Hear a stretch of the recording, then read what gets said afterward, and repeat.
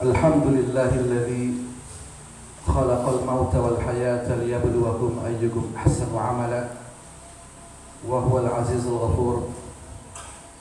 Asyhadu an la ilaha illallah wahdahu la syarika lah wa asyhadu anna Muhammadan abduhu wa rasuluh alladzi la nabiyya wa la rasula ba'da hadzal nabiyil ummiyil karim. Allahumma shalli wa sallim ala asyrafil anbiya'i wal mursalin wa ala alihi wa sahbihi wa mawalah, amma ba'd.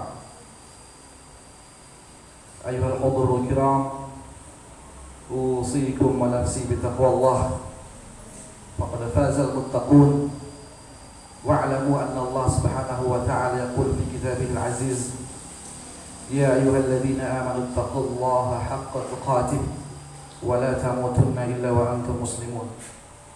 وقال رسول الله صلى الله عليه وآله وسلم في حديثه الشريف اتق الله حيثما كنت وأتبع السيئة الحسنة تمحوها وخالق الناس بخلق حسن.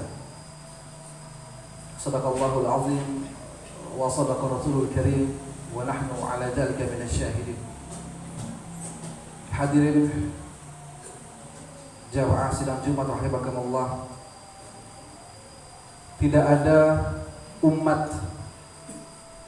atau penganut ideologi keyakinan apapun di dunia ini sehebat umat Islam dalam memikirkan kematian.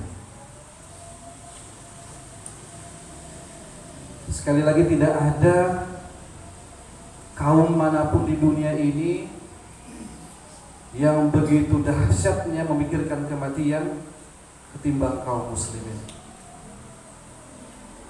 Saking hebatnya umat Islam memikirkan kematian, sampai-sampai mereka menata kehidupan, mereka menyusun rencana kehidupan, mereka membangun peradaban juga berdasarkan cara pandang mereka mengenai kematian. Bahkan Rasulullah SAW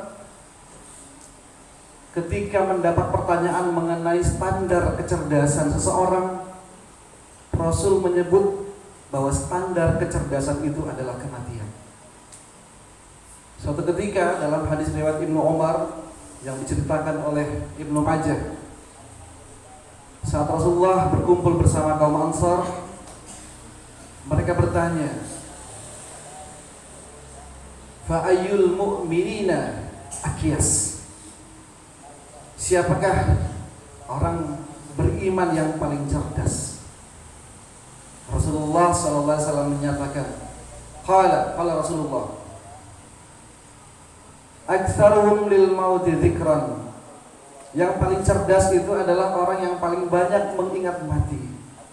Kita lihat bagaimana Rasulullah SAW mencoba melawan arus.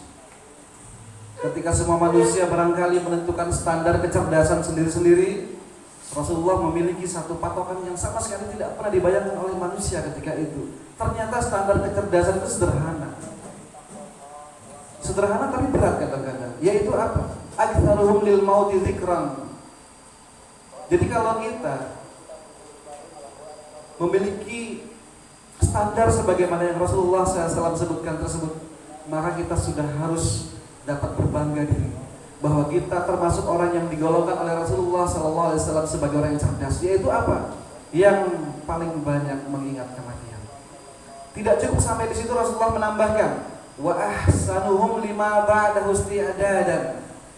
Bukan sekedar mikir mati, tapi juga mempersiapkan. Orang yang paling baik, orang yang paling cerdas adalah selain mengingat mati, tapi juga paling baik, paling bagus, paling hebat dalam mempersiapkan apa yang dia hadapi setelah kematian. Ulaikal akyas.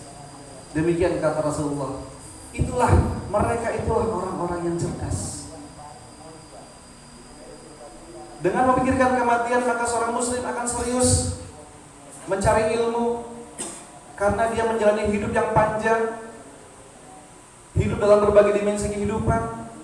Dia makan, dia minum, dia berpakaian, dia berbusana, dia berbicara, dia melihat, dia menatap.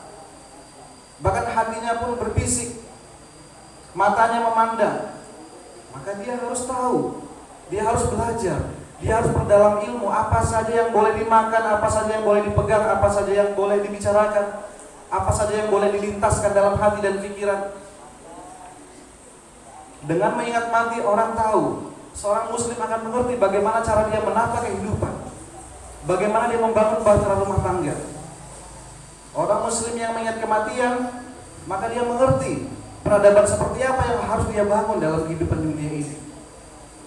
Orang muslim yang ingat kematian, dalam bayangannya kematian selalu membayangi bahwasanya Allah Subhanahu wa taala bisa saja di detik-detik berikutnya dalam langkah kehidupannya Allah mencabut nyawanya, maka dia serius dalam membaca Al-Quran, serius dalam mempelajari kisah hidup Nabi untuk ditelajari.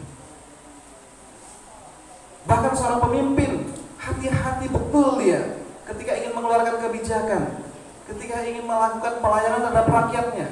Kalau ketika dia menyimpang, kalau dia keliru, kalau dia zalim, tiba-tiba Allah cabut nyawanya, maka seorang pemimpin pun akan hati-hati dalam melaksanakan amanah dan tugasnya.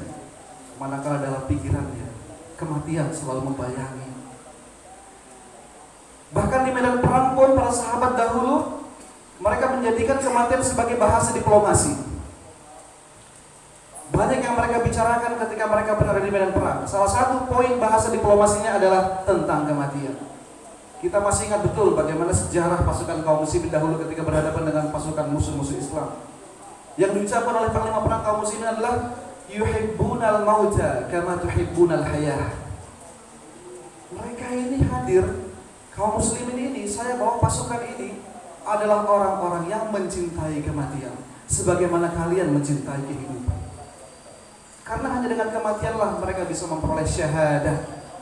Hanya dengan kematianlah mereka bisa bertemu dengan Allah penuh kegembiraan, penuh kebahagiaan.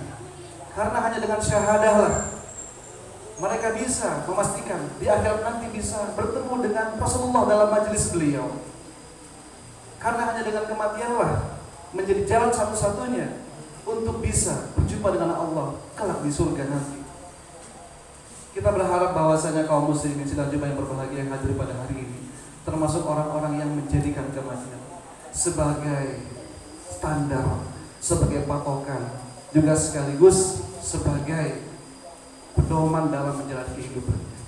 Mari kita tata ulang, mari kita susun kembali langkah-langkah perjalanan hidup kita ke depannya berdasarkan pijakan bahwa kita selalu berpikir tentang kematian. Kematian yang sewaktu-waktu dapat menjemput kita. Kita sudah tidak lagi terlalu silau dengan harta kekayaan. Mungkin kita bisa kaya, tapi kekayaan itu hanya kita letakkan dalam genggaman kita. Karena yang di hati kita hanyalah sang pemilik kekayaan. Mungkin kita berada di puncak tertinggi dalam karir jabatan kita, tapi itu hanya berada di dalam genggaman tangan kita. Sementara yang ada di hati kita adalah hanya sang pemilik jabatan yang hakiki, hanya sang pemilik kerajaan yang hakiki. Mungkin kita punya istri yang baik, yang manis, yang cantik. Mungkin kita punya anak yang banyak, yang manis, yang baik. Tapi dalam hati kita semata-mata hanyalah zat yang menciptakan istri dan anak-anak kita. Barakallahu li wa lakum fil Qur'anil azim wa nafa'ani wa iyyakum bima fihi minal ayati wa dzikril hakim. Wa taqabbala minni wa minkum tilawatahu innahu huwas sami'ul 'alim. Aqulu qawli hadza astaghfirullah li wa lakum wa lisairil muslimina wal muslimat wal mu'minina wal mu'minat fastaghfiruhu innahu huwal ghafurur rahim.